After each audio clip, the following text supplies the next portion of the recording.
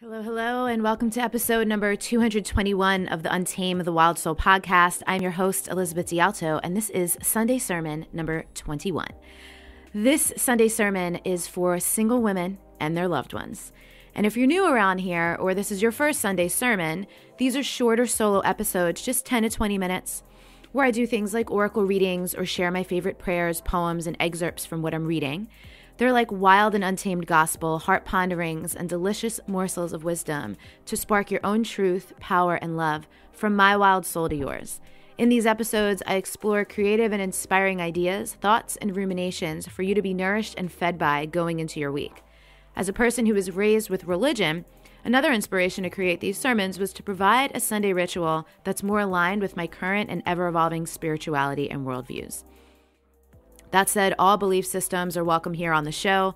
My truth, ponderings, and curiosities are simply that, my own. So no matter what your faith is, may you get exactly what you need from listening to this, and may remember always that everything you've ever needed has always been inside of you. You are made from love, you are love, and you are loved. I'm recording this Sunday sermon with two hopes. One, to bring life to single women everywhere who can relate to what I'm about to share, and maybe even need to hear some or all of it. And two, as a tool for connection and understanding that single women can share with each other and loved ones to say, hey, this describes how I feel in so many ways. I'd love for you to listen to it, and if you want, we can even discuss it. Because this is one way we create the world we want to live in. We find opportunities to see each other in a deeper, truer way, and we question our programming, expectations, and needs to be right about how things should be. So let's jump in. At the time I'm recording this, it was just a few weeks ago that Tracee Ellis Ross's speech from Glamour's 2017 Women of the Year Summit went viral. I'll read you the article that went along with it. Tracee Ellis Ross might have won a Golden Globe for her breakout performance as Beau on Blackish and launched a closing line with JCPenney. But in her speech at Glamour's 2017 Women of the Year Summit, she revealed that the world around her often doesn't support all that she's achieved. It's really interesting to be a woman and to get to 45 and not be married and not have kids, especially when you've pushed out 5 kids on TV, she said on stage. That interesting part? According to Ross, it's fielding question after question about when she'll finally have kids and get married. But Ross isn't here for dated expectations of womanhood. She's perfectly fine being single at 45, thanks. Ross used the rest of her speech to explore 4 little words that changed her outlook. My life is mine. Those words stopped me in my tracks, Ross said. Those words brought tears to my ears because yes, I've been living my life, but not to my own expectations, not for me. After writing those words in her journal, Ross said that she changed her perspective. I've become a woman that I am very proud to be, she stated to Applause. For her, fulfillment comes from the life she has now. I've decided to own my moment and my training bras. I'm going to make an experience of the good and yucky parts, she said. So I'll link up the full speech in the show notes at untameyourself.com/episode-222. And I highly recommend watching the whole thing more than once even, regardless of if you're married, have kids, work full-time, are a man, a woman, or a non-binary person. What she's talking about is important to understanding how the patriarchal mindset has harmed all of us and what we need to unravel. And I want to share a few more excerpts with you right now. She talks about taking some time to reflect and write in her journal when the words, "my life is mine," came out. And so here's what she said. Those words stopped me in my tracks and honestly brought so many tears to my eyes. So many tears to my eyes. Seems so obvious, but obviously it wasn't because I've not been living my life as if it was my own. I mean, to a certain extent, yes, but on a deep level, no. So if my life is actually mine, then I have to really live it for myself. I have to put myself first and not be looking for permission to do so. She continued later. I'm trying to gather all this energy around me, step into it, and match it with my realization that my life is mine. My I am the chooser 45-year-old life is mine. It's no coincidence that these two forces are meeting at the same time. So here I am sorting out what my life looks like when it's fully mine. It takes a certain bravery to do that. It means risking being misunderstood, perceived as alone and broken, having no one to focus on, fall into, or hide behind. having to be my own support and having to stretch and find family love and connection outside of the traditional places. But I want to do it. I want to be the brave me, the real me, the one whose life is my own. It means I'm going to have to break an agreement that I didn't really officially agree to sign in the first place. A document drawn up by a bunch of old white guys in a back room, the same group of old white guys who like to pass laws about our reproductive health and choices without us being there.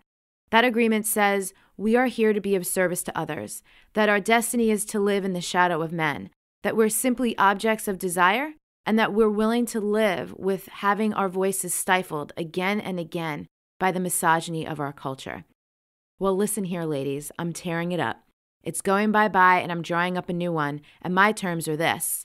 I'm going to own my experiences. I'm going to pay attention to the reality of my life and the audacity of my dreams instead of the expectation I was raised with. I'm going to make space for the good and the bad of it, even the yucky, scary, fear-inducing parts, and embrace all the bits and all the questions. I know that's how I go from being Tracy to being brave Tracy. So I really love that. And again, highly encourage you to watch and listen to the full thing. So a few weeks after that, my friend Michelle Lowbridge made a post on Facebook, the title of which was, "There's no such thing as a spinster." And I'm going to read that to you too. It said, "There's no such thing as a spinster. It's a made-up concept designed to insult women and reduce their status. It's a construct of the patriarchy, a way of labeling women who are not attached to a man. It's a way of keeping women in fear, making them less than, and encouraging them to submit to a relationship at the expense of their own happiness. It's a hangover from centuries of women being treated like commodities, and yet, despite all of that, spinster shaming is real. There's a perception that there's something fundamentally wrong with a woman who is single. Have you ever opened a magazine to find the year's most eligible spinsters?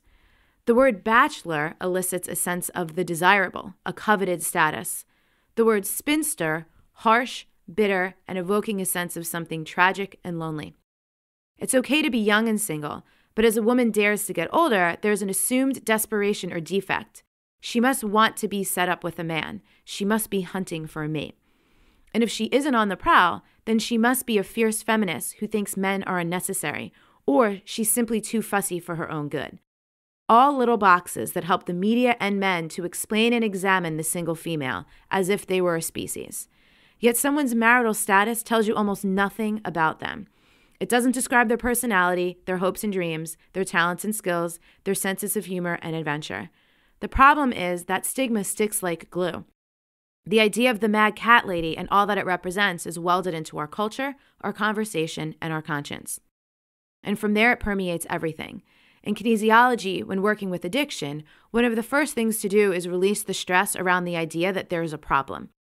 When we feel a loving self-acceptance of ourselves, regardless of status or being wrong in some way, we create a steady platform on which to build our future, rather than the unstable foundations of fear, self-loathing, and discontent. It's the exact same way when working with love. We release the idea that there's a problem with being single, and we clear it from the deepest subconscious layers of the self. As you know, thoughts become things. Every thought, belief, and action sends out a request to attract more of the same. When you're programmed with the idea that you're defective in some way, life reflects it back to you. I'm here to tell you that there's nothing wrong with you. I'd like to help you know the truth of that at the very core of who you are, so your thoughts, desires, and actions emanate from a place of self-acceptance, self-love, and self-honor. Then life can really reflect that back to you instead. If you accept yourself and your flaws, so will others. If you love yourself and your desires, so will others. If you honor yourself and your choices, so will others. It all begins with you. You're not jinxed. You're not incapable. You're not broken. You're not old. You're lovely, kind, wise, and beautiful. You're you, and you're wonderful. So my favorite part of that post is something I had never really considered, the portrayal or perception of men as eligible bachelors, almost like a token or a symbol, and women, not so much. Personally, I've been thoroughly enjoying single life for over a year now. It's the first time I've really done so after 10 years of being partnered, almost nonstop, with the exception of a few short clips of 6 months or less. I've noticed at times feeling like I shouldn't be enjoying it so much, but that wasn't the truth in my soul, manufacturing that doubt. It was the patriarchal programming that still lives in my system, which Michelle articulated so well in her post. Recently, I've felt compelled to put some effort towards calling in my next great love, and yet I'm in no rush. I don't feel any pressure, nor am I going to go on a wild dating streak or say yes to anyone who asks to, quote, let the universe know I'm open or anything like that. And listen, I know that type of dating advice has worked for people. It's just not my gig. Which, by the way, I'm not asking or available for dating advice. So please, please, please do not message me with unsolicited suggestions. Thank you. I know I'm open. I know I'm going to do the same thing I do when I want to call anything in. Feel for resonance, trust my body and the wisdom of my wild soul, and do my own work to be receptive and to have the courage to say yes when a great opportunity arises. I love being a woman in the 21st century, and I have deep appreciation for all those who have gone before me to make all the experiences we get to have now possible. I hope you enjoyed this sermon, and if you did, that you'll share it with others. Thank you as always for your time, for logging into iTunes, leaving us reviews, and for helping me connect people with their truth and build trust in life, themselves, and each other. Again, the show notes, so you can find links to all the things that I read and referenced here, are at untameyourself.com/episode-222, and we'll see you next week.